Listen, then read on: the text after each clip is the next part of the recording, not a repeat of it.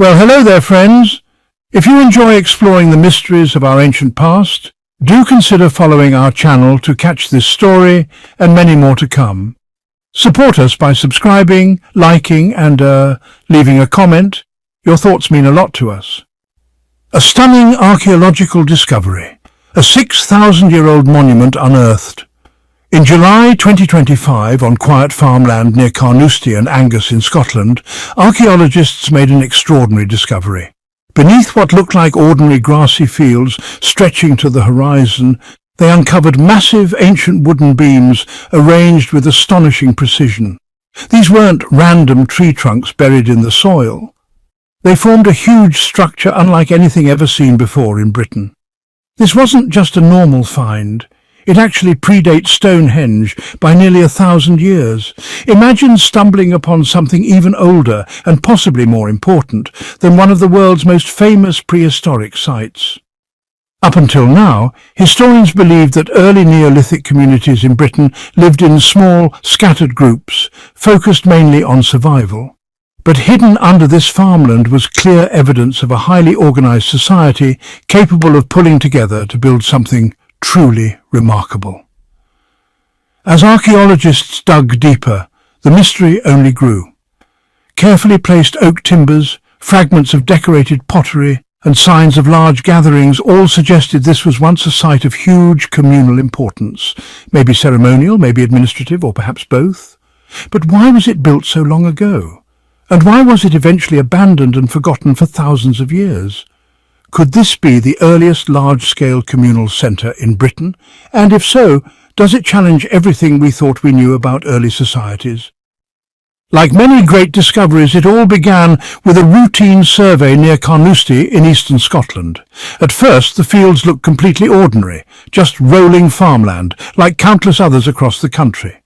But ground-penetrating radar soon revealed unusual symmetrical shapes beneath the soil, patterns that clearly weren't natural. Encouraged, archaeologists dug test trenches. They quickly struck gold. From the earth emerged enormous oak beams, astonishingly well preserved after lying buried for millennia. The excitement was overwhelming. As dirt was carefully brushed away, archaeologists realized they were touching something no human had seen in thousands of years. The timbers weren't random. They'd been deliberately arranged to form a massive rectangular hall about 35 metres long and 9 metres wide, bigger than any previously known Neolithic building in Britain. One archaeologist, Dr. Susan Mackay, recalled the moment she first uncovered one of the beams. When we found that huge timber, everyone just went silent. I remember realising I was holding something untouched since the Stone Age. It's moments like that remind you why archaeology is so thrilling. Soon pottery fragments, animal bones and ancient fire pits were uncovered, pointing to feasts, gatherings and possibly rituals that once took place here. Inside the hall, evenly spaced hearths suggested communal fires, dividing the interior into separate zones. Shallow trenches and post holes hinted at partitions, maybe for storage, private meetings or sacred ceremonies. Every detail suggested careful planning. The scale of the building was breathtaking. Imagine a structure the size of a modern tennis court, built entirely by hand, with oak trees cut and shaped using only stone tools. Some of the posts were still upright after 6 millennia, a silent testament to the skill and effort of the builders. Carbon dating soon confirmed its age. Around 4000 BC, at the dawn of the Neolithic in Britain.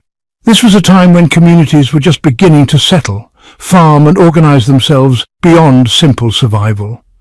Life revolved around growing crops, tending livestock, hunting and trading with neighbouring groups.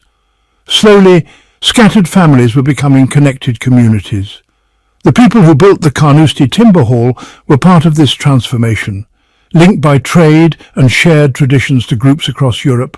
Especially in what's now France, Belgium and the Netherlands, they adopted farming, pottery styles and communal rituals that spread northward. And here, on the edge of Scotland, they came together to build something truly extraordinary. A monumental wooden hall that still speaks to us today, 6,000 years later. They were highly organized, cooperative and innovative. These early communities cleared forests with polished stone axes, built wooden-framed houses with thatched roofs, and developed pottery to store grain and liquids, a critical step for successful farming and food storage.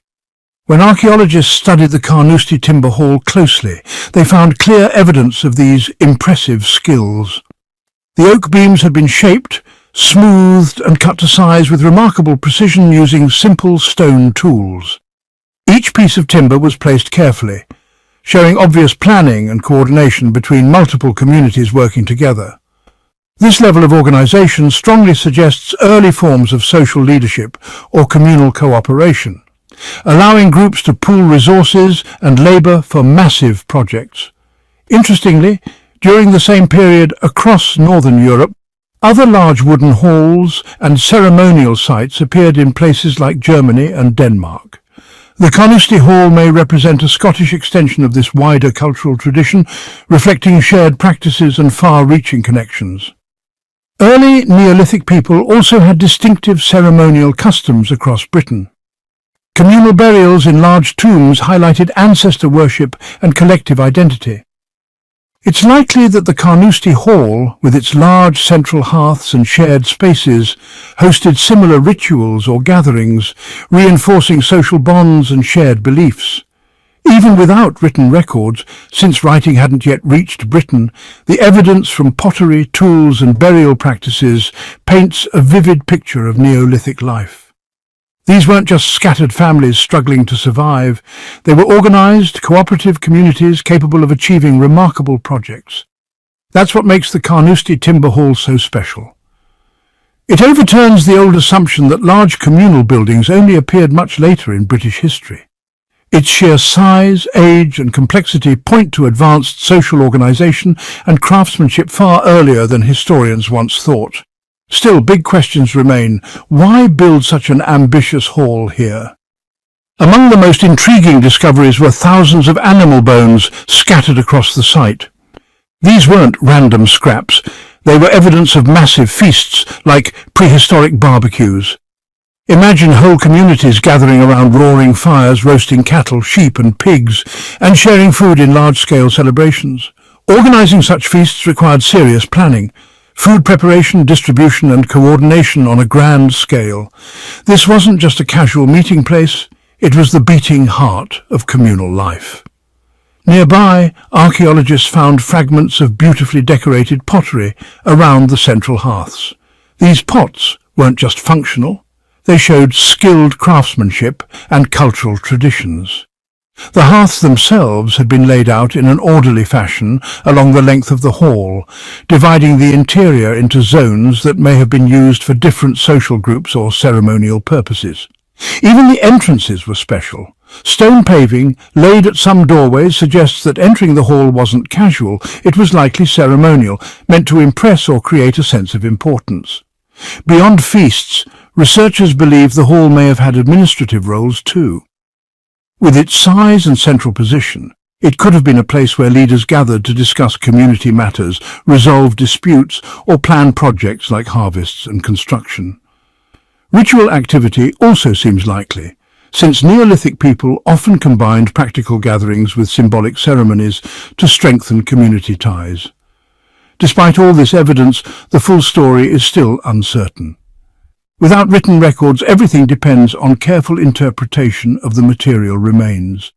But the picture emerging is compelling. This hall was a vibrant communal centre, central to both everyday life and ceremonial events.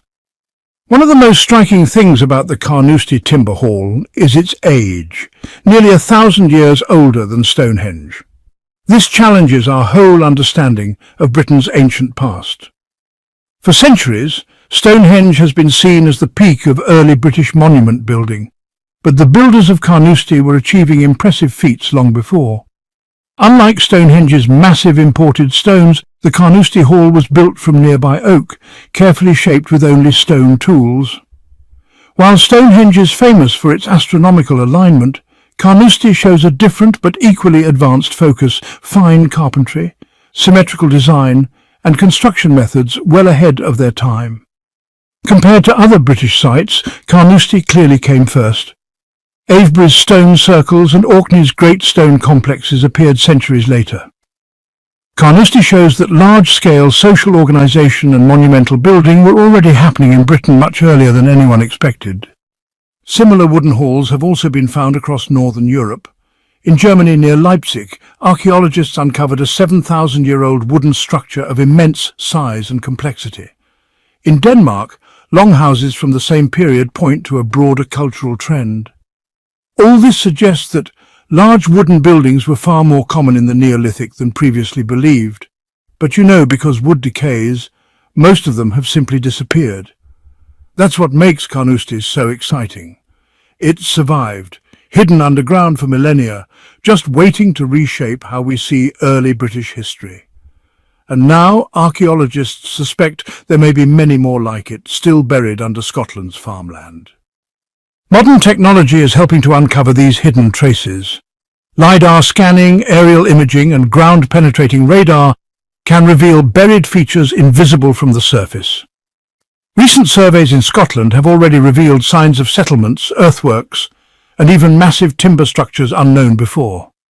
Every discovery adds new layers to our understanding of Neolithic Britain.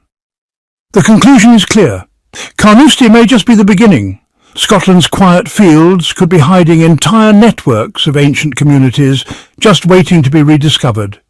The Timber Hall was a groundbreaking find, but honestly, the story is far from over. Archaeologists are already preparing for the next round of excavations, hoping to peel back even more of this incredible history.